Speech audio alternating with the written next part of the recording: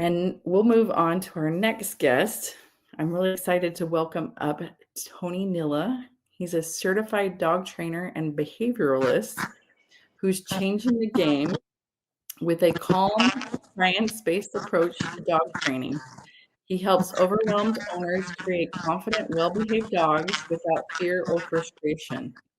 You're going to love his practical, heart-centered take on what it really means to connect with your dog. So, Tony, welcome. Thank you so much for being here today.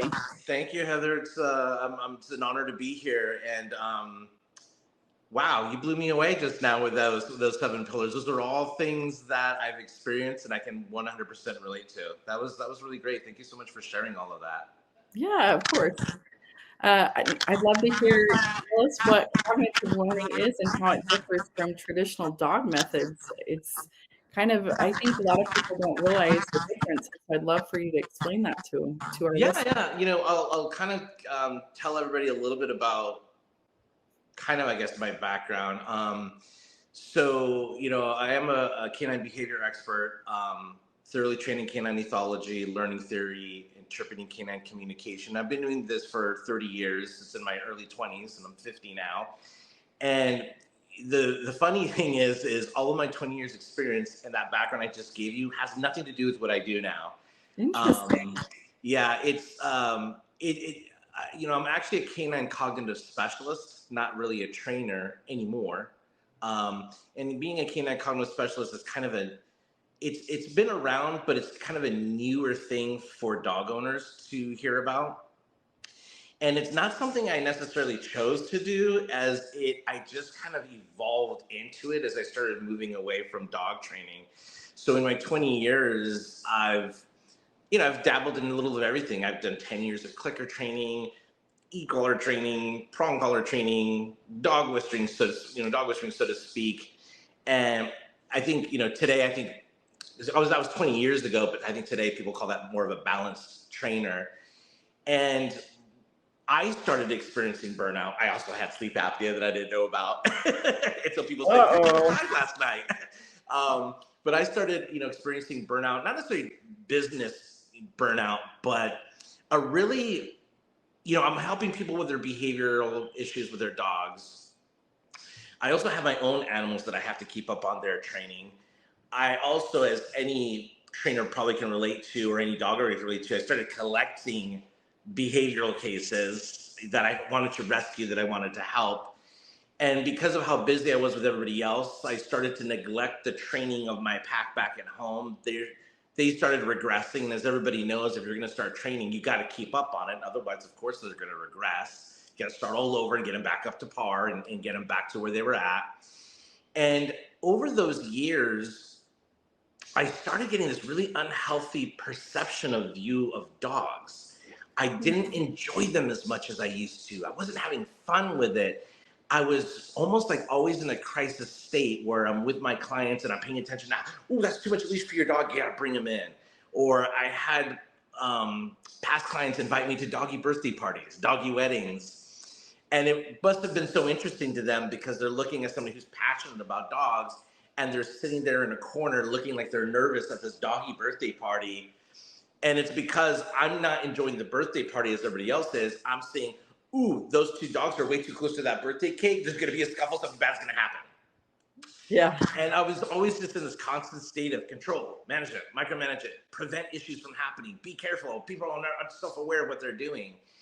And it started to become a really bittersweet thing for me. And what really started taking me towards the route of cognitive learning was I would start seeing people. I don't know. I'm not saying everybody's done this, but I mean, if you're on social media, you can imagine how people are on social media. But you're so quick to judge other people and their dogs. So, for example, my wife would say something like, "Oh, Tony, look at that dog," and I'd say, "Oh my gosh, yeah, he's pulling her. Oh my gosh, the owner has that off leash. Oh, that's so irresponsible." And then my wife would say, "No, get out of dog trainer mode, Tony. No, the dog, isn't he adorable? Oh yeah, that too. But I mean, he shouldn't be off leash, to be honest. So my perception was super unhealthy over time. And then I was realizing that I would meet these people on occasion through life that had such amazing dogs that never strayed far, didn't really require a leash, but they never went anywhere. They never caused any problems. I saw people walking into grocery stores or liquor stores having their dog waiting outside for them, not tethered to anything, yet ignoring people. A rancher's dog, a homeless dog, just knowing how to navigate through life and not really needing any direction. And so I made it a point to go up to those kind of people and say, hey, your dog is super amazing. How long did you train him? How long did you have him for? What kind of training method do you use? And the answers I would get left me more frustrated in general about owning animals, because the answer they would get, I thought, would be this revelation. And instead they would say, oh, I never trained Cooper. He's just been a great puppy since I've had them. And I started hearing that way more often and thinking to myself, this isn't impossible, because I've been training for almost 20 years. At that point, it was 20 years. If anybody should run into a dog that they happen to own that never required training, was just this beautiful, self-sufficient, autonomous animal, I would have already run into a dog like that. I mean, I've worked with thousands of dogs, and it's almost like playing the lottery. I've bought tons of lottery tickets, and none of my scratchers have ever been winners. And yet there's this person that's only owned 5 dogs in their lifetime, and they've had 3 amazing dogs that never required training or developed behavioral issues. And so I thought to myself, wow, this is just so crazy. What is going on? And I started bringing this up with my colleagues at the time. And when I say colleagues, I'm not talking about other dog trainers, but applied animal behaviorists, that whole PhD in comparative psychology, researchers, animal biologists. And I thought that they would be able to relate to me. I said, hey, can you relate to this? This is happening. And it was so interesting, because my colleagues looked at me like, oh my gosh, Tony, we feel so bad for you. And I went, why? Because you've been training dogs for over 20 years and you never got to experience a dog that you never had to train. And I thought to myself, yeah. And they go, do you know why? No, I mean, I'm a trainer. I should be the one that has all the cool dogs. And they said, there's already been scientific research on those kind of animals. That's already been researched. We know why those dogs are like that. And not only do we know how they became that way, it's duplicatable. You could duplicate that with any puppy, where you never require training and you never have to manage them, and they can think for themselves. And that's what took me down the rabbit hole of cognitive learning. And I started leaving the training industry and going down cognitive learning. So the difference between traditional training and cognitive learning is, traditional training it's more about how do I control and manage a puppy through some rewards and consequences, whereas cognitive learning is how do we get this dog to be able to think and problem solve on their own. And this started evolving in the 1950s. They had what they called a cognitive revolution that happened in the 1950s, where B.F. Skinner, they consider the father of operant conditioning, he's the one that came up with the whole hypothesis that, hey, every living organism is a product of their environment. They make a decision, and there's either a good consequence or a bad consequence, and that ends up shaping, your behavior. And when B.F. Skinner won that Nobel Prize, within that first year, when all the behavioral scientists started jumping on that bandwagon, going, "Hey, he's onto something," within that year, and it was only that year, they started realizing, wait, there's some flaws to this hypothesis, because there's so many things that aren't being taken into consideration, such as hopes, dreams, ambitions, self-awareness, critical thinking, emotional trauma that influences decisions. It's not just a product of your environment, but it's also what's happening internally in the mind. And as soon as the mainstream behavioral science started realizing that, they started moving away from operant conditioning and started getting way more into cognitive emotion and understanding and emotion and cognitive learning. And that is the mainstream of today's behavioral science. You were mentioning earlier about mental health. And in today's mental health, you can go to see any marriage and family therapist. You can go to see any psychologist about your emotional trauma or PTSD. And their answer is not going to be rewards and punishments to help you get over your emotional childhood trauma, right? It's deeper than that. And so traditional training is more, how do I get my dog to be obedient? And cognitive learning is more about, how do I get the dog to understand? And that's kind of the differences. That's fascinating. I guess I've never really thought of it quite that way. So how do you believe obedience-based training, when you're doing that during puppyhood, influences a puppy? Well, puppies tend to learn better when they have the freedom to basically think and discover and explore, and take in their environment and learn from experience. And when you do conditioning or dog training too early with a puppy, especially while they're still in cognitive development, you end up suppressing their curiosity, which then turns into more dependency on the human. And that just ends up perpetuating where the dog's always going to be dependent on the human, and they are never really self-sufficient or autonomous and can do and think of things on their own without the human having to be an influence or having to be there to influence a decision. So I like to tell my clients that it's not really about learning how to control and manage your puppy as more as it has to do with guiding the puppy.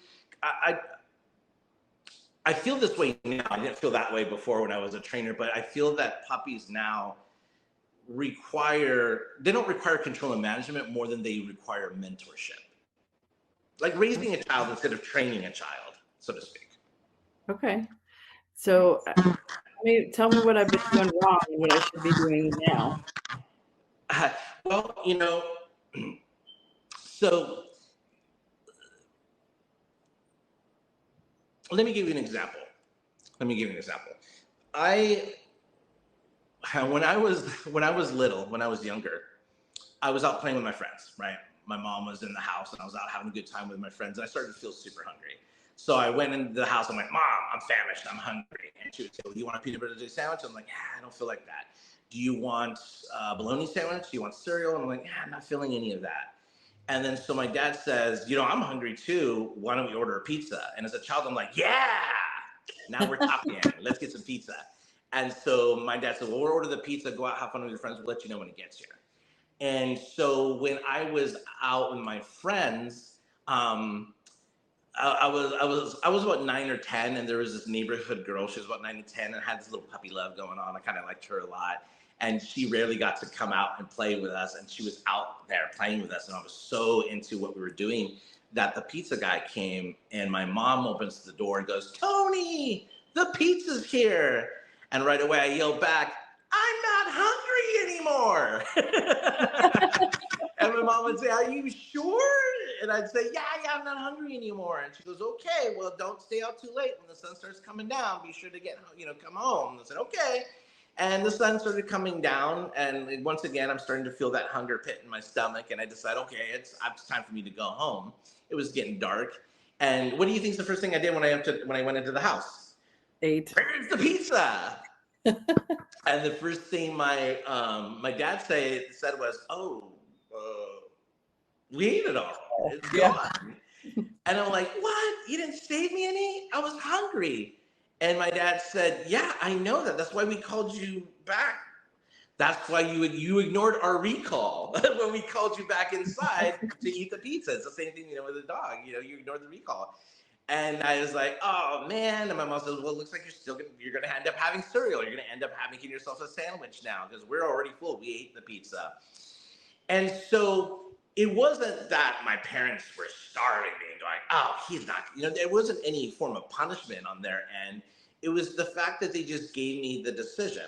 My mom didn't control. She didn't over micromanage me and say, you get your butt in here right now, Tony. You made us order the pizza. You come in here, have a slice. It wasn't this crisis situation for her. It was, well, I did my part. I offered the opportunity. You refused it. That's okay. We're not mad that you don't want to come and have pizza with us. But if you're upset with the decision that you made, you need to hold yourself accountable for that decision. You need to learn from that experience, and you'll have the opportunity to make a different choice in the future that will help you better understand how to navigate in situations like that, rather than not being able to experience that for myself and having my environment being controlled and managed. So I think a lot of the times owners as well as dog trainers tend to micromanage their children, like their puppies, and not giving the puppies enough experience to learn things on their own, which helps better prepare them for real life situations. So are you kind of suggesting that if the puppy doesn't come for a recall, it doesn't get a treat? Is that kind of so they No, learn? what I'm saying is that um, when puppies, basically, treat is an external reward, but Mhm. it doesn't bring context to why the recall was important to begin with. Because then the puppy takes it as I either can come and get a treat or I don't get a treat. But it's about the treat. It's not about the purpose of why coming was important. There was a car coming that you could have got hit by, or there's a lightning storm about to happen. It becomes more about the external reward than the context of what's happening, right? So let me give you an example. Um, when my dogs are outside, um, every dog has this need to want to be inclusive. You know, when you have your dog outside, yeah, they're having fun, they're having playing, but when I have my dog outside, eventually maybe 30 minutes to 45 minutes later, he's sitting right there by the sliding glass door because he wants to come inside. He really just wants to be with you, or your dog just really wants to be with you, right? That's the whole point. And when you notice that your dog's playing in the backyard and you open up the sliding glass door, it is the most opportune moment to work on your recall because the external motivator is you and inclusion. So when you open that sliding glass door and you say, Fido, come over here, that's external motivation. Yeah, I want to come and spend time with you. But the minute they step in the house and you go, and here's the treat, you just canceled out all of the external motivation and you made it about the treat. So now instead of external motivation that has applications in real world situations, you made it about earning a reward or not earning a reward. And that starts to grow dependency where you have to maintain that behavior for the rest of the dog's life. Like any trainer will tell you, if you don't keep up on the training, all of that's going to regress. Right. But if you make the recall not about training, but about inclusion and intrinsic motivation, you never have to maintain it. You never have to keep practicing it because it's more purposeful behaviorism, not external rewards or consequences. Okay.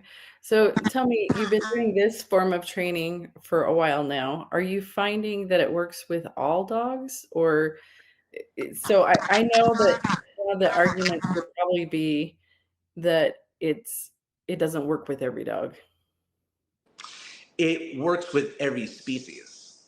It's actually the core of today's behavioral psychology, just because we're living organisms. Um, so it's been proven to. I mean, that's how humans and children learn already. There's no experiences where people have said my dog never learned anything by itself or my dog never figured anything out on its own. I've never seen that in my whole life, that a dog didn't figure something out or didn't figure out how to get into the trash can or didn't figure out how to open the gate on his own or didn't figure out where to keep the dog food. um, Learning through experience happens whether you want it or not. Learning through context of experience happens. It's already been proven in everything. So it's not, there isn't any proof that it doesn't work. It's in everyday life scenarios. It's how we manage our life to begin with. Animals that survive in the wild don't need to learn to be trained in order to survive in the wild. It happens through experience. It happens through mentorship of their pack or their parents at the time. Okay. So if a dog doesn't come for recall, what are you What do you suggest when that happens? So this isn't about training, it's about cognitive learning. So let me give you an example. Whenever you call, let's say you call a trainer because your dog doesn't come when called. That behavioral issue, which one would count that, oh, that's a behavioral issue, my dog won't come when called. That's actually not a behavioral issue. That's a symptom. It's a symptom of the behavioral issue. So when you hire a dog trainer, they tend to target the symptom, and it becomes more micromanagement and control of how do we get this dog to come to us. But they're not focusing on the root cause of how that behavior even developed to begin with to ignore that recall. So basically, a trainer focuses on the symptoms where cognitive learning focuses on the root cause. The root cause of why your dog won't come to you when called has more to do with what you did when the dog was cognitively developing as a puppy. So that's why I specialize in cognitive development. For example, puppies have an instinct to chase things that move fast. Yeah. It's part of their evolutionary psychology. And that's meant for survival. Do they eat tennis balls? Are they supposed to digest toys? No. But when you take a puppy while it's going through its cognitive stage and you start throwing tennis balls and you start throwing toys, you're taking something that's part of their evolutionary psychology, and during their cognitive development, you're making stimulation more of a dopamine addiction. So now that you've done that, now my dog won't come when called. So rather than teaching the dog an off-leash chase, you should be teaching an off-leash connection, an off-leash bond. Now, if you could turn yourself into a ball and have your spouse throw you down the field and the dog chases you, that would be better because the dog obsesses over you. So how do we do that during a puppy's cognitive development? Whenever a puppy develops, you'll notice that puppies generally always follow people. So as a puppy, especially 8 to 12 weeks of age, if you just put a puppy down and just start walking, they trail you like a duckling's following a mother duck. They don't stray far. They're still a little overwhelmed in the environment. They don't want to stray far from you, right? So how do we become the obsession? How do we become the ball? You run. Try to get away from your puppy. And your puppy starts getting induced to chase you, to not want to lose sight of you. If your puppy tends to lose sight of you, dodge behind a tree. Let your puppy panic a little bit and go, oh, where did she go? Oh my gosh, I'm here by myself. And try and look for you with that intrinsic motivation. It's very similar to ducklings when they're following their mother duck. Sometimes when ducklings are following their mother duck, she ducks under a fence line because there's an opening there. All the ducklings follow her, except for one duck got a little distracted and then realized, oh my gosh, I'm on the wrong side of the fence. How did you guys get on that side? And the mother doesn't sit there and go, look, this is how we came in and out. She doesn't lure the duck. She just simply says, don't worry, you're in a place of safety. We'll wait for you. Just figure it out. And so now that duckling has some intrinsic motivation of how do I rejoin my flock? And then the duckling figures it out. Once the duckling figures it out, it's not as easy for that duckling to get distracted in the future because it realizes I need to be more motivated to focus on my mom and the rest of my flock because I can't be pulled away when we're in motion, when we're moving. So I think a lot of the times when people have puppies, they start to promote stimulation and distraction instead of focusing on the bond. So with my dog specifically, I happen to have more primitive breeds, like wolf dogs. And so like huskies, a lot of breeders say huskies, they're almost impossible to get off leash. They're wanderers. If you're not watching your husky roaming around, eventually he's going to leave you. When I work with my clients with those kind of breeds or with wolf dogs, for example, my dogs are more worried about losing me. There's more intrinsic motivation to always have me within eyesight.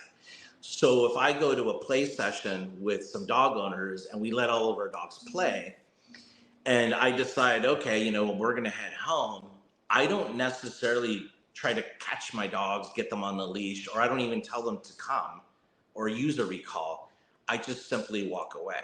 I just simply separate myself from the dogs playing and I just start to walk away. And so my dogs are self-aware. They're not overly stimulated. So when they're playing and they see me walking away, they realize, oh, Dad's leaving. Okay, it was nice meeting you guys. Bye, I have to go. My parents leaving, and they just run to catch up to me. So I like to tell people, I used to have this on some old business cards a long time ago, that trained dogs only come to you when you call them. But cognitive dogs that have learned through intrinsic motivation, you don't have to call them. They're already there with you. So it's very similar to like a homeless situation. The homeless person doesn't have to always call their dog to them. The dog's already with them. It's intrinsically motivated to seek inclusion and not get distracted. So when you use the example of how do I fix this issue, cognitive learning has nothing to do with training, has nothing to do with fixing, has nothing to do with behavior modification. Cognitive learning has more to do with what not to do or stop doing what you're doing that created the issue to begin with. So one of our listeners is asking, what are 3 things you would be introducing to a 3 to 4 week old puppy to help them with their cognitive development? So one of the three things I would say is, one, supporting what the mother has already taught the puppy. The mother does a lot of that natural cognitive development already to begin with. And so let me give you some examples, and then I will kind of go over a little bit of puppy ownership. So one of the things, or many of the things that the mother teaches the puppy is how to navigate in the world. The puppy has to understand the difference between a natural boundary and a physical boundary. Personal space, the understanding of territory. If the puppies don't understand that, you tend to have more hypervigilance in environments, more behavioral issues. So what is the mother doing exactly? Well, I'm going to use wild animals as an example, but for example, for a wolf puppy, their first understanding of a natural boundary is an open-faced den, right? When you think about a natural boundary, just imagine if you're walking down a sidewalk, there's nothing telling you, reminding you to stay on the sidewalk. There's no sign saying, don't forget to stay on the sidewalk. If you stumble into the street, you're going to get hit by a car. So you knowing how to walk down a sidewalk, or a child walking down the sidewalk, has more to do with their cognitive maturity and self-awareness of the input of the environment. Same thing with a red light. I mean, you could run a red light, obviously. There's nothing preventing you from running it, but you're still recognizing there's a natural boundary that you're crossing. And even if you do cross that natural boundary, it still requires self-awareness, because you're gonna look to your right, nothing coming, look to your left, nothing. Mirror check for any police officers. I think I can pull this off, boom. But you still recognize there is a natural boundary. So the mother teaches that either through the whelping box of the den, where, hey, I need you to stay within this space. And that becomes their first understanding of a natural boundary. That mother can go migrating for a couple of hours, come back. All those puppies are still there waiting for the return of their mother for regurgitating any food. It's just normal wildlife biology, it's behavioral genetics. Yet as people that we own dogs, if you left for work and did not close your front door properly and then came home after an 8-hour shift and saw that door ajar, you're gonna go in the house going, I know my dog's not in there. Yeah. But if you walk in, you might be surprised. There's chilling on the couch going, hey, Mom, your homework. Yeah, you left the door open, by the way, which would be amazing that your dog did that, right? Puppies can do that. Why is it that our dogs don't know how to stay home if you accidentally leave the front door open? So then we discussed about personal space. So the mother, when she's starting to whelp, she produces that milk, that source of nutrition. That's what creates follow work for puppies, as they all crowd under her as she's moving. And that's where they understand how to share space with one another in that environment. But then when the mother starts to teach personal space, it's part of an evolutionary psychology. It's not like she's constantly teaching it on purpose, but they start to develop teeth. That starts to make her sore. So now she's demanding some space. And that's where the puppies learn, hey, we need to be more self-aware that we just can't invade her space.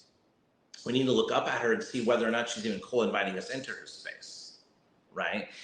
Once they go through that, now we talk about territory. And usually in wildlife, once the puppies are allowed to leave the den, they're not allowed more than 30 seconds from home territory, which 30 seconds is quite far actually from that den. But if they run back to the den, they can get there in 15 seconds. So if there's any dangers, they're really only 50 seconds to safety. Okay, that's how they become self-sufficient. That's how they understand how to be self-aware in the environment and know how to navigate through it.